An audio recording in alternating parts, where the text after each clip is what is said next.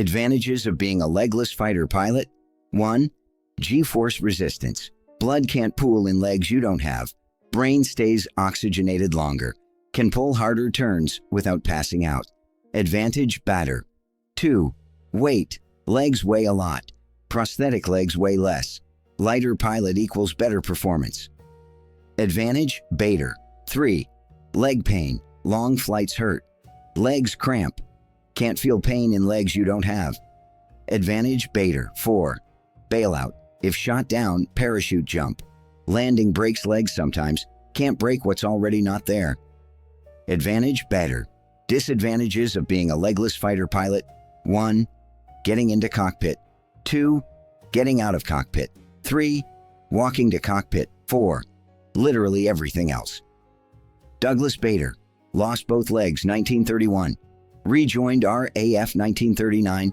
Flew Spitfires. 22 plus kills. Captured. Escaped. Multiple times. Germans so frustrated they took his legs away. RAF Airdropped new legs.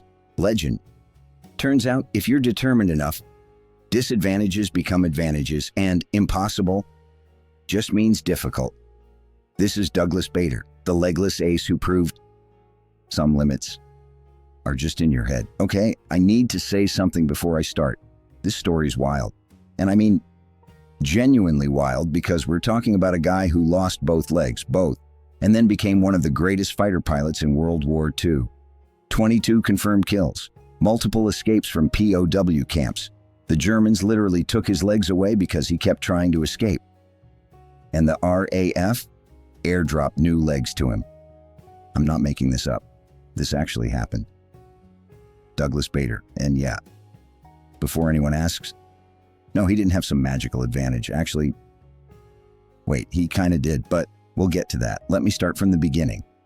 Douglas Robert Stewart Bader, born February 21st, 1910. London, England. Normal childhood. Good family. Father died in World War I when Douglas was young, but Douglas was determined. Athletic, competitive, wanted to be a pilot. 1928, age 18, joined RAF College Cranwell. Flight training, becoming an officer. Douglas was good, really good. Natural pilot, aggressive, confident, maybe too confident. By 1930, Douglas was flying fighters, Bristol Bulldog biplanes, doing aerobatics, showing off, because he was good and he knew it. But here's the thing about being cocky. Sometimes it catches up with you. December 14th, 1931. Douglas was at Woodley Aerodrome near Reading, visiting friends, showing off. Decided to do some low-level aerobatics, very low. Like, way too low. The crash happened fast. Douglas rolled the plane, upside down. Low altitude. Wingtip touched the ground. Plane cartwheeled. Smashed into the earth. Douglas thrown from cockpit.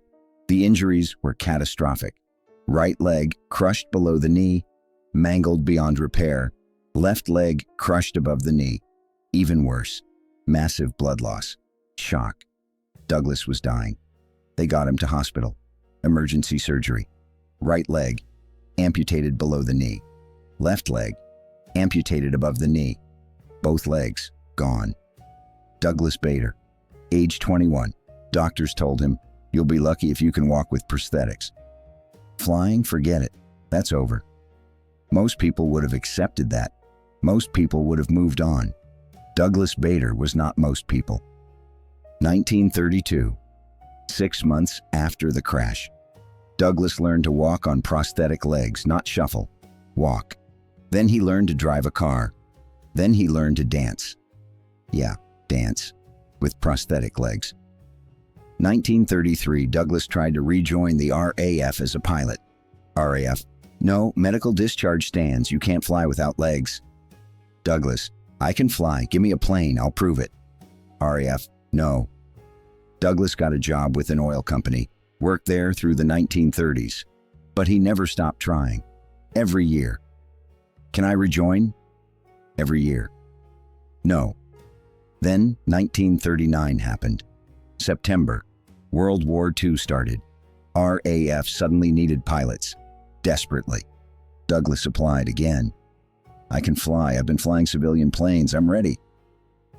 RAF was hesitant, but war was on, and Douglas was persistent. They gave him a chance, medical exam. Doctors checked him. Can you pass the physical? Douglas walked, climbed stairs, demonstrated mobility. Prosthetic legs worked well enough. Flight test. Douglas got in a plane, took off, flew, landed perfectly. Examiner.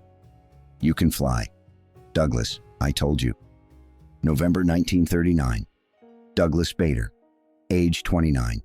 Rejoined the Royal Air Force 8 years after the crash. Back in the cockpit. 1940. Battle of Britain. Germany attacking Britain. RAF defending. Douglas was flying Hurricanes, then Spitfires. And here's where it gets interesting. Because Douglas discovered something. Having no legs was actually an advantage, in some ways. Let me explain. You know what G-force is, right? When a plane turns hard, gravity multiplies. Normal gravity equals 1G. Hard turn equals 3Gs, 4Gs, 5Gs. Your body suddenly weighs 3 to 5 times normal. What happens to pilots? Blood is heavy. When G's hit, blood rushes down, away from brain into legs. Brain needs oxygen, blood carries oxygen. No blood in brain equals no oxygen. Vision tunnels, goes gray, goes black. You pass out, plane crashes, you die. How pilots fight this? Physical fitness, clenching muscles, G-suits, later in war, anything to keep blood from pooling in legs. Most pilots struggled with high G turns. Douglas Bader didn't. Why? He had no legs. Blood can't pool in legs. That don't exist. Biological legs have blood vessels, lots of them. During high Gs, blood goes there, gets stuck. Prosthetic legs don't have blood vessels. Douglas' blood had nowhere to pool below his stumps. Stayed in upper body, stayed in brain. Result, Douglas could pull harder turns, sustain higher Gs, longer than most pilots, without passing out. That's an advantage. In a dogfight, that's a big advantage. Now, obviously, this didn't make Douglas invincible, and he still had all the disadvantages. Getting in and out of cockpit, hard. Walking to plane, hard with prosthetics. Bailing out if shot down, risky. But in the air, he could turn tighter. And Douglas was aggressive. Loved dogfighting, loved combat, flew like he had something to prove. Because he did. 1940, Battle of Britain. Douglas flew, fought, shot down German planes, Hurricanes first, then Spitfires. Confirmed kills stacking up. By mid-1941, 22, plus confirmed enemy aircraft destroyed. Messerschmitts, Heinkels, Dorniers, German and Italian planes. Douglas Bader was an ace, not despite having no legs. With no legs. Some said because of certain advantages, but mostly skill, aggression, and refusal to quit. August 9, 1941, fighters sweep over France. Douglas flying Spitfire, leading squadron, got into dogfight, attacked German fighters. Suddenly, collision or hit. Accounts vary. Douglas's Spitfire damaged, badly, bailed out, parachute opened, landed in occupied France, captured by Germans. Here's a detail. When Douglas bailed, one of his prosthetic legs came off. Right leg, the below knee one, fell to earth separately. French resistance found it, returned it to Germans. Germans gave it back to Douglas. Douglas Bader, now a POW. Germans sent Douglas to POW camp, officer camp, Stalag something. Douglas, I need to escape. Other POWs, you have no legs. Douglas, and? He tried to escape. With other prisoners, elaborate plan, caught. Germans, don't do that again. Douglas, it's my duty as an officer to attempt escape. Germans, you can barely walk. Douglas, I can walk fine, watch. Tried to escape again, caught again. Germans moved him to different camp. Douglas tried to escape from that one too. Germans were frustrated. This legless British officer keeps trying to escape. How? He's supposed to be disabled. The German solution, confiscated his prosthetic legs. Can't escape without legs. Douglas's response, asked fellow POWs to contact Britain. Message got out. Request, send new prosthetic legs. RAF response: we'll airdrop them. I'm not kidding. The Royal Air Force organized a mission to airdrop prosthetic legs into a POW camp. German officers heard about this plan. Intelligence intercepted the communication. Germans: wait, they're going to bomb us with legs? German decision: give him his original legs back. But Douglas, you stop trying to escape? Douglas agreed, didn't stop trying. Eventually, Germans moved Douglas to Colditz Castle, maximum security POW camp, reserved for persistent escapers and troublemakers. Douglas Bader, elite company, some of the most persistent escape artists in one place. Douglas spent rest of war there, still trying to plan escapes until the end. April 1945. War ended in Europe. Douglas liberated, returned to Britain. Heroes welcome. Stayed in RAF briefly after war. 1946, left RAF. Moved to civilian life. Worked for Shell Oil. Became advocate for disabled people. Proved that disability doesn't mean inability. Knighted in 1976. Sir Douglas Bader. September 5, 1982. Douglas died. Age 72. Heart attack, not from war, just life. But his legacy proved that impossible is often just difficult. Showed that disadvantages can become advantages if you refuse to accept limitations. Let's talk about this seriously for a second, because the advantages thing, it's real, but it's complicated. Real advantages Douglas had: G-force resistance, blood pooling issue reduced. No leg pain, long flights, cramping not an issue for legs that don't exist. Psychological, enemies underestimated him. Weight, prosthetics lighter than biological legs, though minimal difference. Real disadvantages Douglas had: mobility, getting in/out of cockpit harder. Bailout risk, parachute landing dangerous, legs could detach. Physical exhaustion, walking with prosthetics tires you out. Medical complications, infection risk, stump pain, prosthetic adjustments, literally everything on the ground. The point: Douglas didn't succeed because he had no legs. He succeeded despite having no legs, and found ways to use certain aspects as advantages. That's different. Most pilots with legs didn't think about G-force blood pooling. It just happened. They dealt with it. Douglas couldn't not think about it. Had to understand his body differently. That awareness helped him optimize. But let's be clear, 22 plus kills wasn't because of no legs. It was skill, training, aggression, determination. The G-force thing, small advantage in specific situations. The real advantage, mental. Refusal to accept you can't. So what does Douglas Bader's story teach? A few things. First, impossible is often just difficult. Doctors said Douglas would never fly again. He flew, became an ace, not because they were wrong about the difficulty, because he was willing to work through the difficulty. Second, disadvantages can have hidden advantages. Douglas didn't choose to lose his legs, but once it happened, he found the advantages. G-force resistance. No leg pain, small things, but he used them. Most people focus on disadvantages. Douglas focused on, what can I do with this? That mindset changes everything. Third, determination beats limitation. The POW escapes are the perfect example. Germans: you can't escape, you have no legs.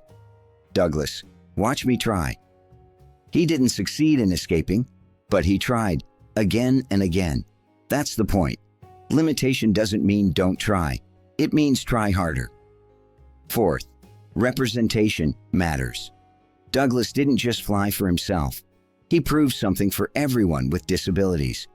You can still serve, you can still fight, you can still excel. Thousands of disabled veterans after World War II looked at Douglas Bader and thought, if he can fly a Spitfire with no legs, I can do what I want to do. That's legacy, not just the 22 kills, the inspiration. Now, you might have noticed. Last 5 videos. Lorne Campbell, Scottish. James Stokes, Scottish. Jock Campbell, Scottish. Robert Kane, Scottish. All incredible, all heroic, but all Scottish. Douglas Bader, English. RAF Battle of Britain. Spitfire pilot. Completely different angle. Not bagpipes, not tank top stands, not POW ambushes. Disability overcome. Air combat. Science advantage. We needed the variety. And Douglas Bader, perfect for it. Different nationality, different service, different type of heroism. Same level of, wait, what? I need to come back to this because it's too good. Germans captured Douglas, sent him to POW camp. Douglas tried to escape. Germans, stop that. Douglas tried again. Germans, seriously, stop. Douglas tried again. Germans, how? You have no legs. Eventually, they just took his legs away. There, now you physically can't. Douglas asked the RAF to airdrop new ones. The Germans heard about this and had to make a decision. Do we let the British airdrop legs into our POW camp? Or do we just give him his legs back and ask nicely? They gave him his legs back. Think about that. The Germans were so frustrated with Douglas Bader that they gave in. That's Tommy formula, by the way. Enemy so impressed/frustrated they accommodate you. Like Germans not shooting the bagpipe player. Or Germans giving back prosthetic legs. Douglas Bader made the Germans respect him, even while being their prisoner. December 1931. Douglas Bader crashed, lost both legs. Age 21. Doctors, you'll never fly again. Douglas didn't accept that. 1939 Rejoined RAF. 1940 Battle of Britain, Flying Spitfires. 1941 22 plus kills. Ace, legend, captured, escaped, tried, multiple times. Germans took his legs. RAF airdropped new ones. 1982 died, age 72, full life, knighted, inspiration. The lesson, limitations are real, but they're not absolute. Douglas couldn't walk normally, but he could fly. And in a dogfight at 20,000 feet, that's what mattered. Sometimes disadvantages force you to find advantages. Douglas had no legs, so he couldn't pass out from G-forces as easily. Turned disability into weapon. Not because he was superhuman, because he refused to quit. And that's the real advantage, not the G-force thing, not the lighter weight, the refusal to accept you can't. If this story inspired you, hit that like button. Subscribe. Every week we tell incredible stories. Drop a comment. What's the most inspiring, impossible overcome story you know? Thanks for watching. Thanks for remembering Douglas Bader. And thanks for remembering that impossible is often just difficult. Douglas Bader, no legs, 22 plus kills, multiple escape attempts, legend. Some pilots had legs, some pilots had skill. Douglas Bader had both. Well, skill and prosthetics. And proved that limits are just suggestions. Douglas had no legs, so he couldn't pass out from G-forces as easily. Turned disability into weapon, not because he was superhuman, because he refused to quit. And that's the real advantage. Not the G-force thing, not the lighter weight. The refusal to accept you can't. If this story inspired you, hit that like button. Subscribe. Every day we tell incredible stories. Drop a comment. What's the most inspiring, impossible overcome story you know? Thanks for watching. Thanks for remembering Douglas Bader. And thanks for remembering that impossible is often just difficult.